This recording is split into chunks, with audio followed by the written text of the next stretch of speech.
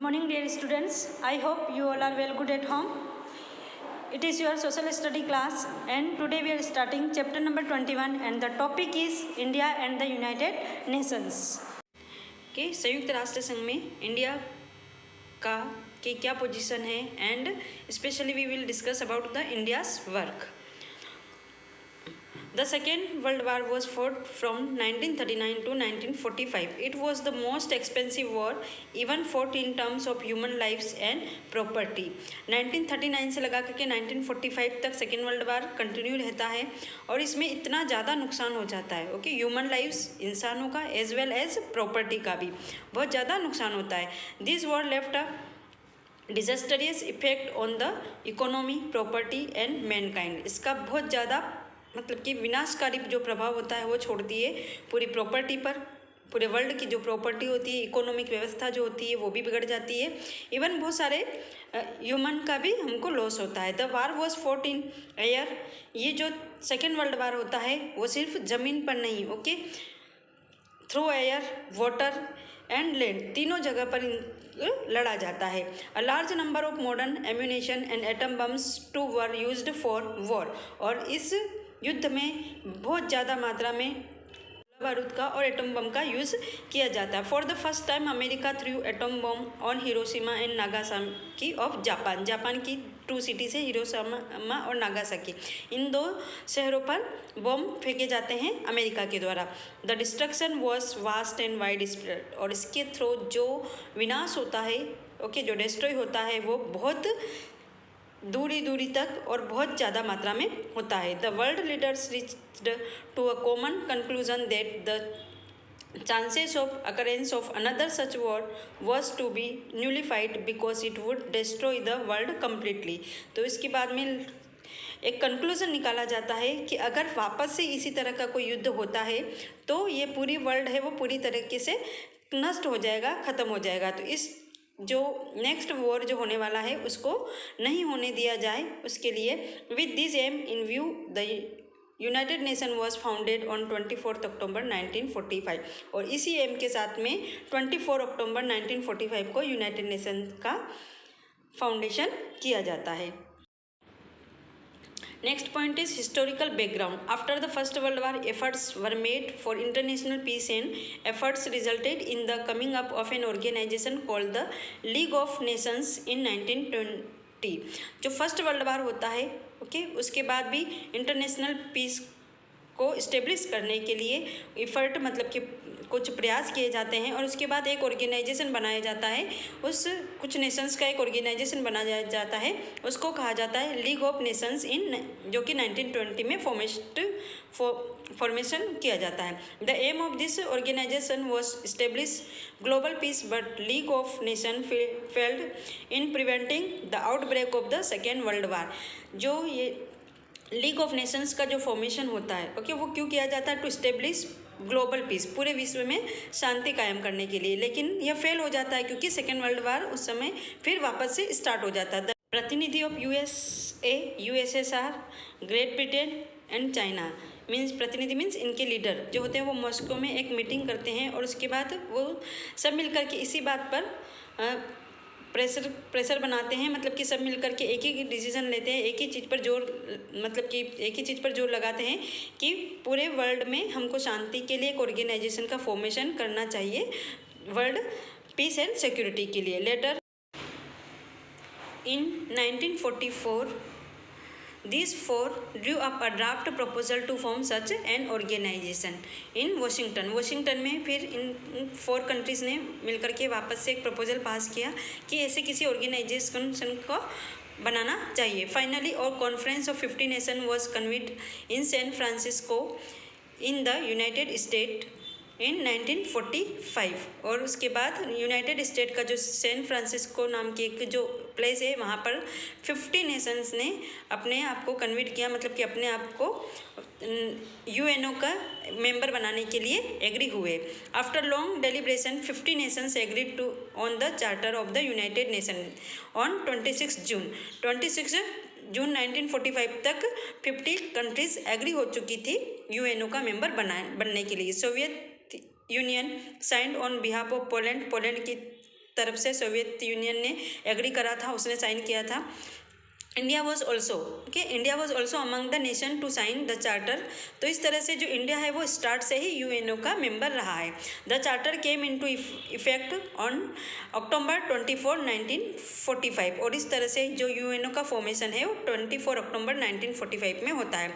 And thus United Nation came into existence. This since then the day is observe. तो उस दिन से ही हर साल every year we are celebrating on 24 October 1945 as the United Nation Day.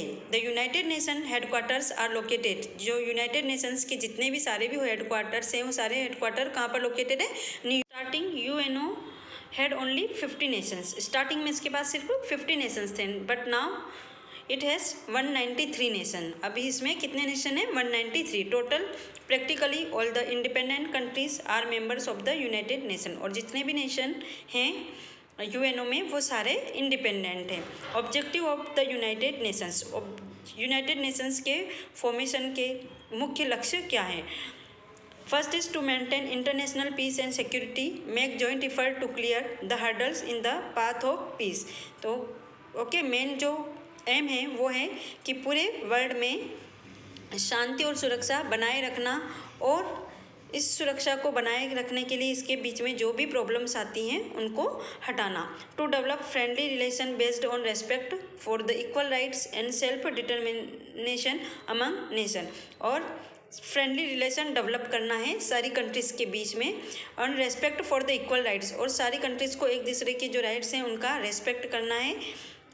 Next is to cooperate in solving international problems of an economic, social, culture और humanitization. To cooperate in solving international problem, international जो भी अंतर्राष्ट्रीय problems हैं उसको solve करने में cooperate करना। इसके अलावा of an economic, social, culture और humanitarian character and in promoting respect for human rights and fundamental freedom for all. It means सारी कंट्रीज़ की जो इकोनॉमिक, सोशल, कल्चर जितने भी प्रॉब्लम है उन सबको सॉल्व करने में हेल्प करना, और उसके अलावा सबके ह्यूमन राइट्स हैं सारी कंट्रीज़ के, उसको प्रमोट करना, उनको रेस्पेक्ट करना।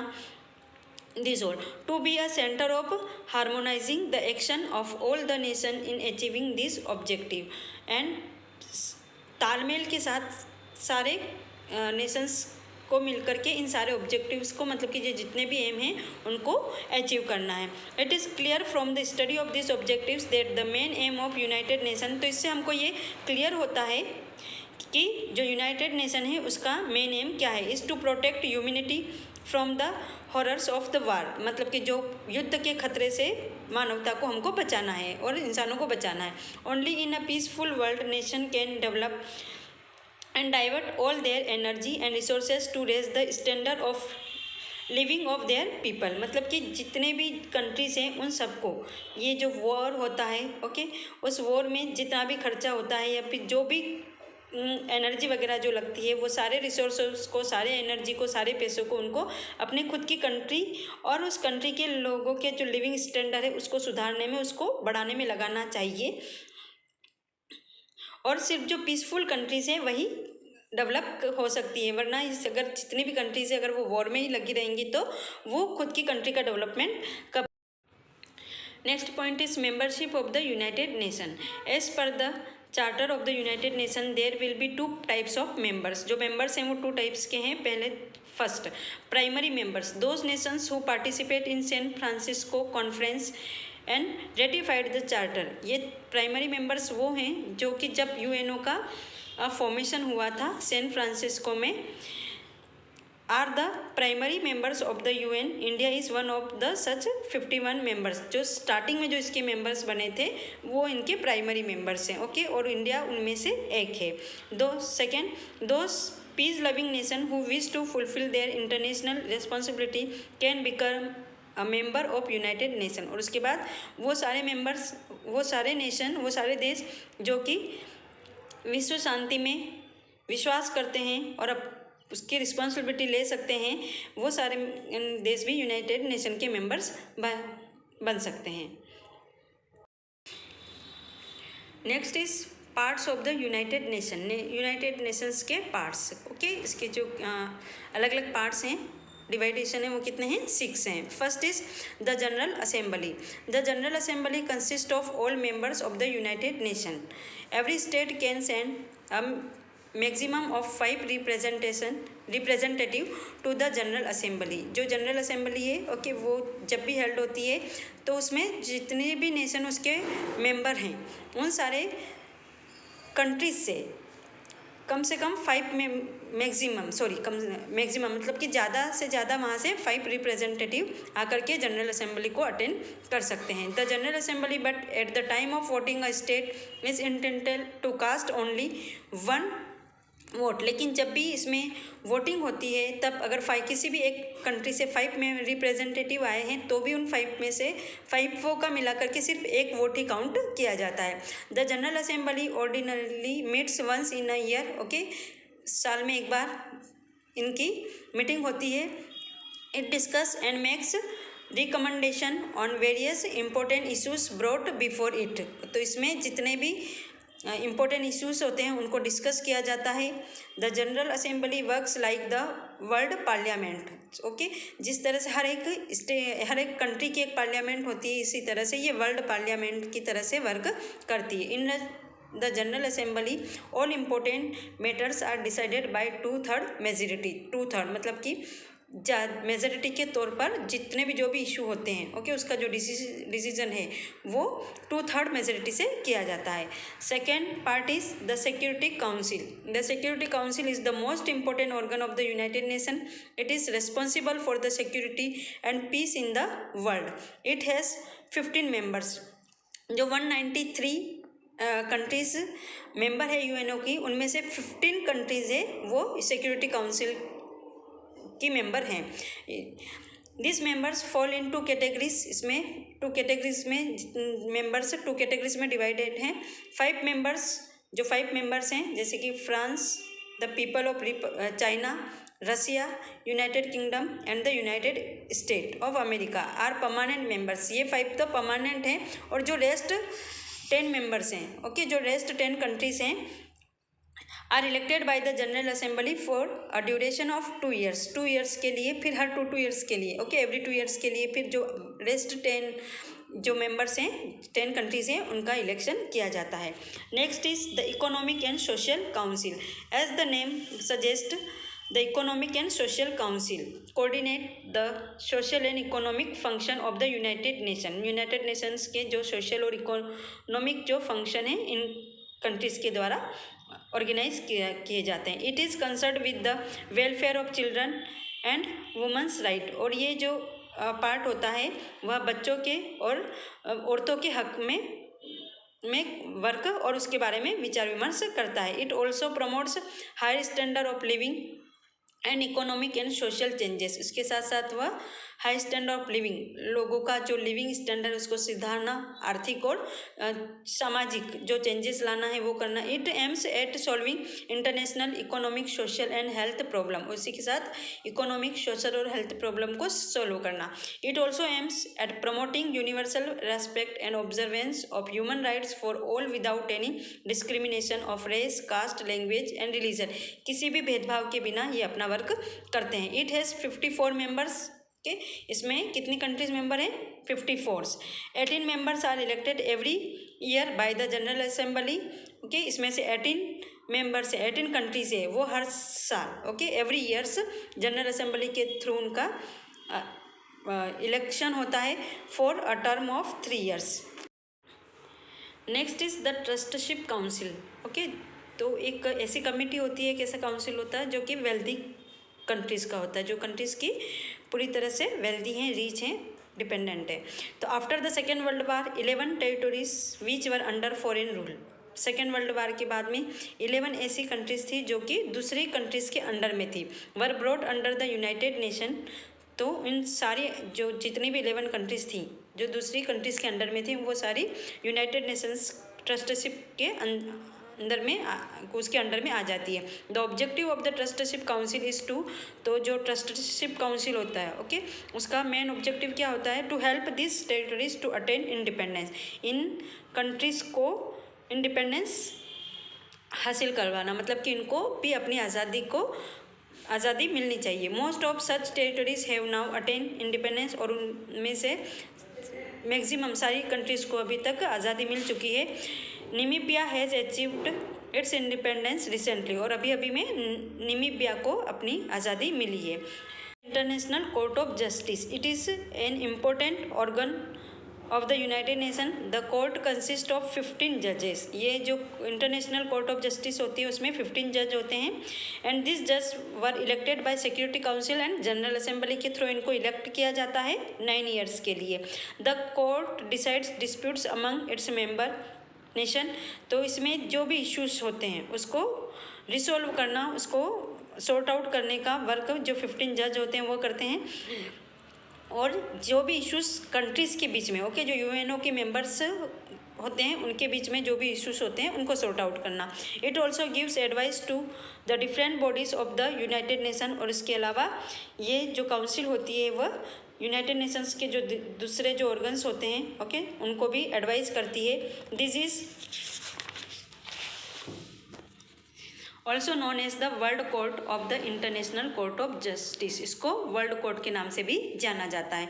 द लास्ट ऑर्गन और last part is the secretariat. The secretariat carries out day to day work of the United Nation. Its administrative head is known as the secretary general. तो जो ये UNO है कि पूरा ये UNO के जितने भी पार्ट हैं इन सब का जो हेड है उसको हम सेक्रेटरी जनरल के नाम से जानते हैं। और उसका जो हेड होता है उसको द सेक्रेटेरिएट कहते हैं। He is appointed by the General assembly. उसका भी इलेक्शन होता है और जनरल असेंबली के थ्रू इसका इलेक्टेड किया जाता है। इसमें सारे जितने भी पार्ट्स, जितने भी ऑर्गन्स हैं और जितने भी कंट्रीज मेंबर हैं वो सब वोटिंग करती है। The Secretariat General brings to the attention of the Security Council any matter threatening international peace or any international importance. At present में Antonio Guterres of Portugal is the general secretary of the UN. अभी at present में कौन है इसका जो secretariat है वो कौन है? Antonio Guterres. Special agencies of UN, UNO की स्पेशल एजेंसीज कौन कौन सी? International cooperation in the field of economic and social development is of special important of the United Nation. इस तरह से सोशल, इकोनॉमिक सभी तरह के डेवलपमेंट करवाना किसी भी कंट्री के और उनको कोऑपरेट करना, यही यूएनओ का मेन एम है। It is the duty of United Nation to promote higher standard of living. Okay, सारी कंट्रीज़ का जो लिविंग स्टैंडर्ड है उसको सुधारना। Full employment and proper condition for social economic development करवाना। फॉर दिस पर्पस, और इन्हीं पर्पस की वजह से United Nation has set up number of special bodies, कुछ बॉडीज़, कुछ कमिटीज़ का निर्माण किया है, विच फॉर्मेशन किया है, which work in special field, some of them are as under. उसमें से कुछ के नाम यहाँ दे रखे हैं और वो क्या वर्क कर रही है उसके बारे में डिस्कस करेंगे। तो फर्स्ट इज़ यूनेस्को, और इसका फुल फॉर्म क्या है? United Nations educational, scientific and cultural organisation. The UNESCO was set up in 1946 में इसका फॉर्मेशन होता है। It has its headquarter in Paris. इसका जो हेडक्वार्टर है वो पेरिस में है। Its purpose is to promote, और इसका मेन वर्क क्या है? प्रमोट करना collaboration among nation in the field of education, science and culture. इन सब में डेवलपमेंट करवाना, एजुकेशन, साइंस और कल्चर में डेवलपमेंट करवाना। Second is World Health Organization, WHO, जिसका शॉर्ट फॉर्म है। इट वॉज सेटअप इन 1948 में इसका फॉर्मेशन होता है and its main purpose of improving the physical and mental health of all. Okay, जितने भी मेंबर्स हैं यूएनओ की, जितने भी कंट्रीज़ हैं, उन सारी कंट्रीज़ के सारे लोगों की इम्प्रूव करना, फिजिकल और मेंटल हेल्थ को इम्प्रूव करना, और उसी के साथ में जो भी न्यू कुछ बीमारी होती है, जो डिजीज़ होती हैं, उन सब के बारे में सर्च करना और उसकी दवाई वगैरह की भी डिस्कवरी करना, ये सब भी इन्हीं का वर्क होता है। Next is United nation international children emergency fund, और इसका शॉर्ट फॉर्म है UNICEF. It was set up in 1946.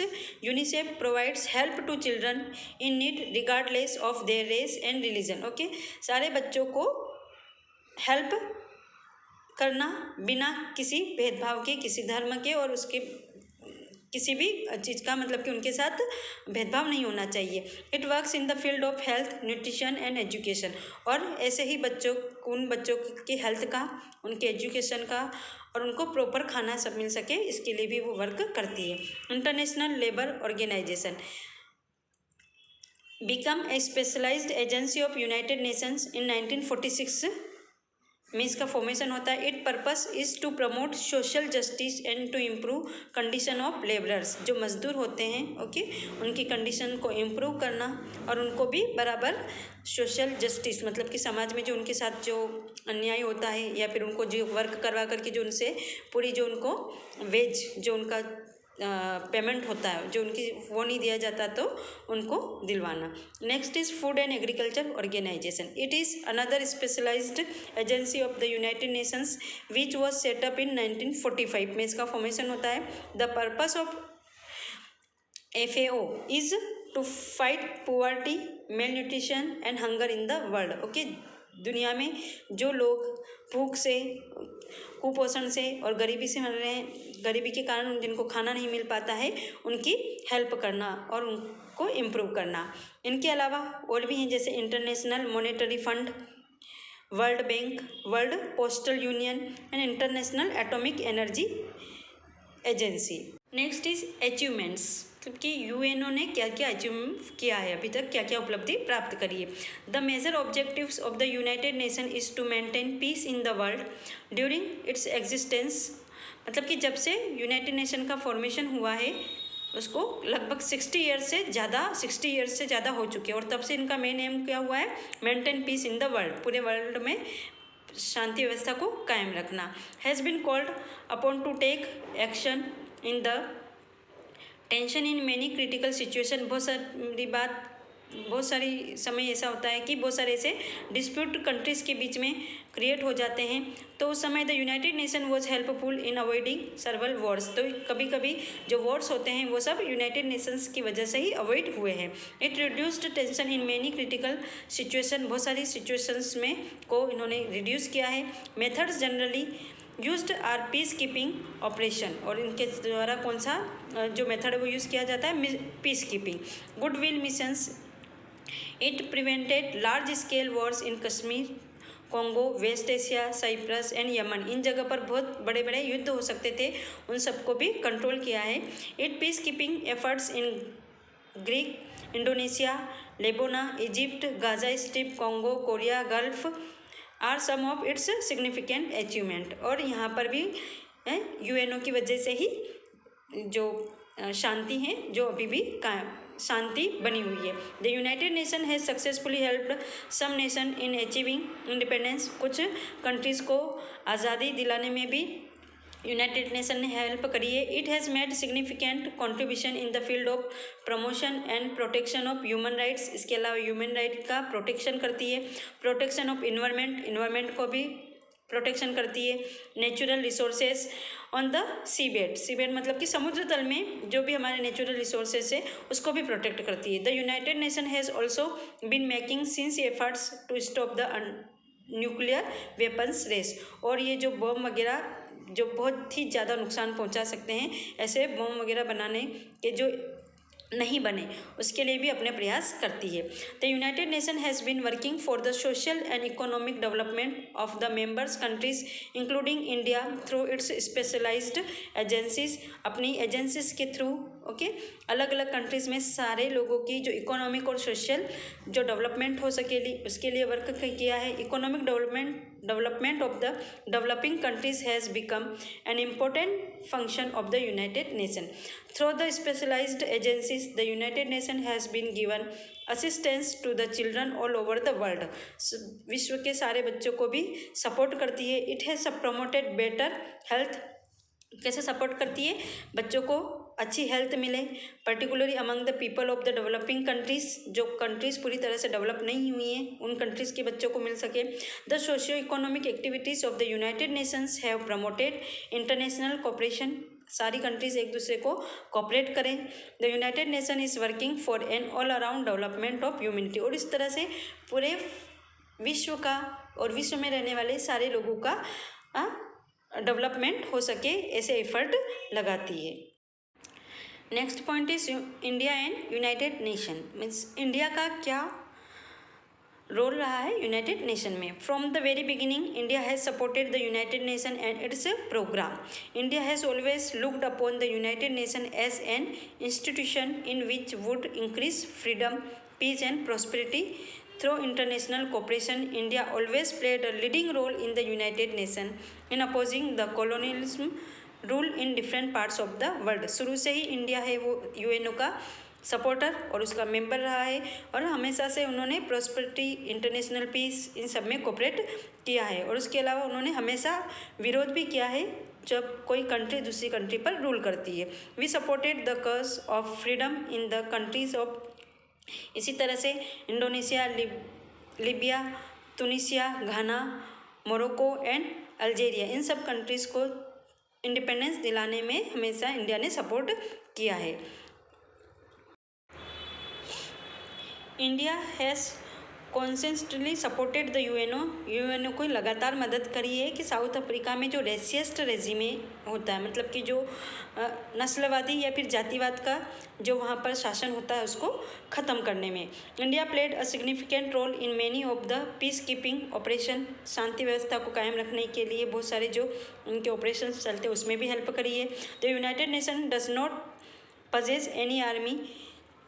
उनकी यूनाइटेड नेशंस की खुद की कोई आर्मी नहीं होती. It therefore ask different members state to lend their forces. तो जब भी उसको ज़रूरत पड़ती है तो यूएनओ को जितने भी जो भी कंट्रीज उसके मेंबर्स होती हैं उनसे वो हेल्प लेती है. इंडिया सेंट अ मेडिकल, तो उस समय भी तो जब भी ज़रूरत पड़ी है तो इंडिया ने अपनी तरफ से फोर्स को भेजा है. तो medical missions to give first aid to the wounded in the Korean war. Korea में जब युद्ध होता है तब इंडिया की फोर्स भेजी जाती है ताकि उनको मेडिकल्स के जो फर्स्ट एड होते हैं वो आसानी से मिल सके. India was given the response. India has always demonstrated her faith in the United Nations as the instrument for building peaceful and harmonious world community. World को शांति से रहने वाली कम्युनिटी बनाने में इंडिया ने हमेशा अपना विश्वास दिखाया है और हेल्प सपोर्ट भी किया है. India consider that डिसआर्मामेंट is necessary for making the world secure from the threat of war. अगर पूरे वर्ल्ड को युद्ध से बचाना है, युद्ध के डर से बचाना है तो हमको डिसआर्मामेंट ज़रूरी है, मतलब कि निशस्त्रीकरण, मतलब कि इतने बहुत ज़्यादा औजार, बहुत ज़्यादा हथियार नहीं बनाए जाए. India participate actively in discussion on डिसआर्मामेंट in the United Nation में. जब भी डिसआर्मामेंट को लेकर के कोई डिस्कस होती है तो इंडिया बहुत एक्टिवली उसमें पार्टिसिपेट करती है और हमेशा डिसआर्मामेंट को सपोर्ट करती है. India has always believed that nuclear energy, और उसके अलावा न्यूक्लियर एनर्जी में भी बिलीव करती है, should be used for peaceful purpose and advocate the total elimination of nuclear weapon. और किसी भी तरीके से न्यूक्लियर वेपन का यूज़ नहीं किया जाए उसकी भी के लिए भी इंडिया हमेशा एडवोकेट, मतलब कि उसका सपोर्ट करती है.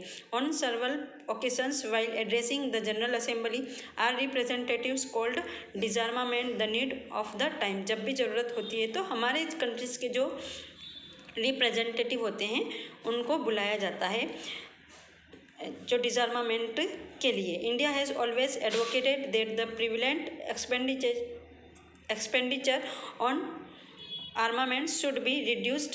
मतलब कि जितने भी औजार बनाने में और हथियार बनाने में जितना भी खर्चा आता है उसको रिड्यूस किया जाए. And the amount saved B diverted towards securing better condition for the livelihood. और उसमें जो खर्चा आता है उस पैसे को बचा करके वहाँ से रिड्यूस करके उसको अपनी कंट्री के लोगों को अच्छी ज़िंदगी जीने के लिए और उनकी कंडीशन सुधारने में लगाना चाहिए. India along with other developing countries supported the United nation for reducing economic disparity.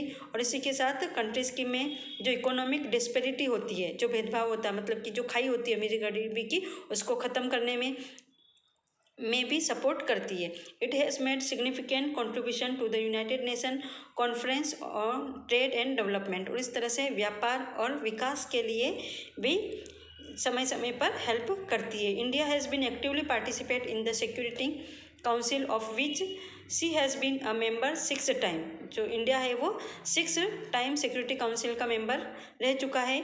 C has also participate actively in the number of other bodies, और इसके अलावा उसके जो दूसरे भी पार्ट्स है उसमें भी कई बार मेंबर रह चुका है। फॉर एग्जांपल ट्रस्टशिप काउंसिल के में 12 ईयर्स तक मेंबर बन चुका है, एंड फॉर 20 ईयर्स के लिए इकोनॉमिक एंड सोशल काउंसिल का मेंबर रह चुका है, and India has been the president of International Court of Justice का प्रेसिडेंट भी बन चुका है। The United Nation has also helped us in our national development, और उसी तरह से यूनाइटेड नेशन ने